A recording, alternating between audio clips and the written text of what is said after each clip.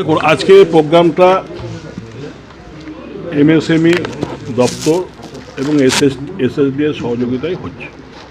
এখানে কালচারাল অনুষ্ঠান প্রতি বছরই হয়, এবছরও হচ্ছে। তার সঙ্গে এবছর এমএসএমই মেলা, ক্ষুদ্র কুটির মেলাও হচ্ছে। এবার কেমন হচ্ছে সেটা তো আমি কি করে বলব, সেটা তো মানুষ বলবে, আপনারা বলবেন।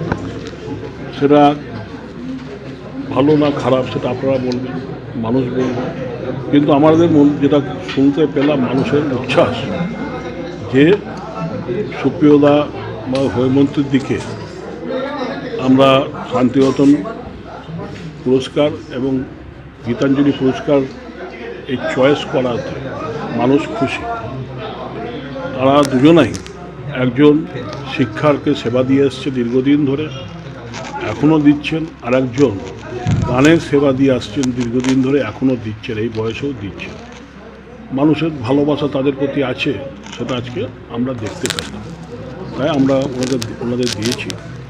এবং আমাদের আরও ভালো লাগছে যে আমাদের কমিটি, গৌতম দা চেয়ারম্যান এবং রাজা চন্দ্র বা গীত গাঙ্গুলির ভাইস চেয়ারম্যান বা সহসভাপতি, এই যে কমিটি, এই কমিটি সঠিক লোককে নির্বাচন করেছে, সেটা মানুষের উচ্ছ্বাস দেখে আজকে বোঝা গেছে।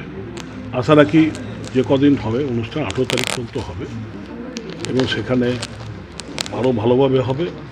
এবং একটা জিনিস আমি বলতে ভুলে গেছি, যে আমাদের যেটা সেটা আপনাদের জানিয়ে দিচ্ছি, আপনাদের মাধ্যমে মানুষ জানবে, যে 18 তারিখে আমরা যে কার্নিভাল করি, দুর্গাপুজোর কার্নিভাল, পুরস্কারটা বাকি আছে।